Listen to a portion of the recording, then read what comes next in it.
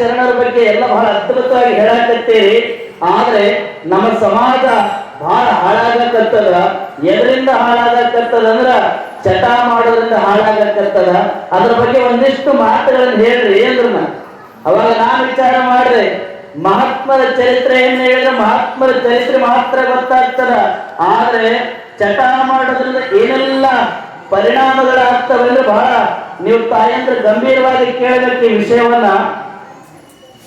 ಒಬ್ಬ ಚಟ ಮಾಡಿ ಏನಾಗತ್ತದಂದ್ರ, ನಾನು ಮೊದಲೇ ಹೇಳಿದೆ ಸಂಸ್ಕಾರ ಬಹಳ ಮುಖ್ಯ ಅಂತ. ಸಂಸ್ಕಾರವನ್ನು ಏನಾದ್ರೂ ನಾವು ಕೊಡಿಸ್ಲಿಲ್ಲ ಅಂದ್ರೆ, ಒಂದು ಸಲ ನೀವು ನನ್ನ ಮಾತಿನ ಕಡೆ ಗಮನ ಕೊಡ್ರಿ. ನೀವು ನಿಮ್ಮ ಮಕ್ಕಳಿಗೆ ಒಬ್ಬ ಗುರುಗಳ ಹತ್ರ ಹೋಗಿ, ಇಲ್ಲ ಒಂದು ಮಠಮಾನ್ಯಗಳ ಹತ್ರ ಹೋಗಿ, ಅಥವಾ ಪ್ರವಚನದ ವೇದಿಕೆ ಕಡೆ ನೀವು ಹೋಗಿ ನಿಮ್ಮ ಮಕ್ಕಳಿಗೆ ಸಂಸ್ಕಾರವನ್ನು ಏನಾದ್ರೂ ಕಲಿಸ್ಲಿಲ್ಲ ಅಂದ್ರೆ ಬಹಳ ದೊಡ್ಡ ಅನಾಹುತಕ್ಕೆ ನೀವು ಕಾರಣರಾಗ್ತೀರಿ. ನೀವೆಲ್ಲ ಅನ್ಕೊಂಡಿರಿ ಏನಂತ, ಮುಂದೆ ನಮಗೆ ವಯಸ್ಸಾದಾಗ ಇದನ್ನ ಯಾಕೆ ಹೇಳಕತ್ತೀನಿ ಅಂದ್ರೆ, ನಿಮ್ಮ ಮಕ್ಕಳಿಗೆ ಸರಿಯಾದ ಸಂಸ್ಕಾರ ಕೊಡಲಿಲ್ಲ ಅಂದ್ರೆ ಏನಾಗ್ತದ ಅಂತೇಳಿ ನೀವೆಲ್ಲ ಅನ್ಕೊಂಡಿರಿ ಏನಂದ್ರೆ, ಮುಂದಿನ ಬರುವ ದಿನಮಾನದೊಳಗ ನಮ್ಮ ಮಕ್ಕಳು ನಮಗ ವಯಸ್ಸಾದಾಗ, ನಮ್ಮ ಅಂತ್ಯಕಾಲ ಬಂದಾಗ, ನಾವು ಮರಣವನ್ನು ಸಮೀಪದಲ್ಲಿ ನೋಡಿದಾಗ, ನಮಗ ಮರಣ ಬಂದಾಗ, ನಾವು ಸತ್ತಾಗ ನನ್ನ ಮಗ ನನ್ನ ಶವ ಸಂಸ್ಕಾರ ಮಾಡ್ತಾನೆ ಅಂತ ನೀವು ಅನ್ಕೊಂಡಿರಿ. ಏನ್ ಹೇಳ್ರಿ, ನೀವು ವಯಸ್ಸಾದಾಗ, ನಿಮಗ ಅಂತ್ಯಕಾಲ ಬಂದಾಗ, ನಿಮಗ ಸಾವು ಬಂದಾಗ ತಂದೆ ತಾಯಿಗಳು ಅನ್ಕೊಂಡಿರ್ತೀರಿ, ನಾವು ಕೊನೆಗಾಲದೊಳಗ ಸತ್ತ ಸಂದರ್ಭದೊಳಗ ನನ್ನ ಮಗ ನನ್ನ ಶವ ಸಂಸ್ಕಾರ ಮಾಡ್ತಾನೆ ಅಂತ ನೀವು ಅನ್ಕೊಂಡಿರಿ. ದಯಮಾಡಿ ಸಾಧ್ಯ ಇಲ್ಲದ ಮಾತು. ಯಾಕಂದ್ರೆ ನಿಮ್ಮ ಮಕ್ಕಳು ಎಲ್ಲ ಚಟಗಳನ್ನ ಮಾಡಾಕತ್ತಾರ. ಚಟ ಮಾಡಿ ಮಾಡಿ ಏನಾಗಕತ್ತಾರ ಅಂದ್ರೆ ಚಟ್ಟ ಏರಾಕತ್ತಾರ. ಸರಾಯಿ ಕುಡಿದು ಸಾವಿನ ಬಾಗಿಲು ತಟ್ಟಾಕತ್ತಾರ. ಚಟ ಮಾಡಿ ಚಟ್ಟ ಕಟ್ಕೊಳಕತ್ತಾರ.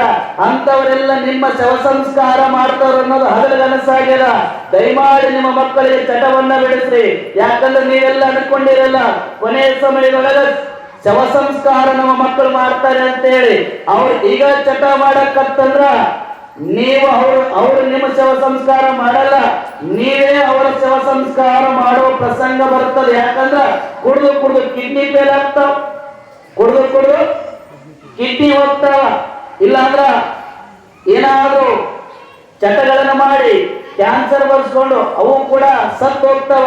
ನೀವು ಹಾಸ್ಪಿಟಲ್ ಒಳಗೆ ಹೋಗಿ ನೋಡ್ರಿ, ಅಲ್ಲಿ ಬರೀ ಕ್ಯಾನ್ಸರ್ ಪೇಷಂಟ್ಗಳು, ಕಿಡ್ನಿ ಫೇಲ್ ಆದವ್ರು ಇರ್ತಾರ.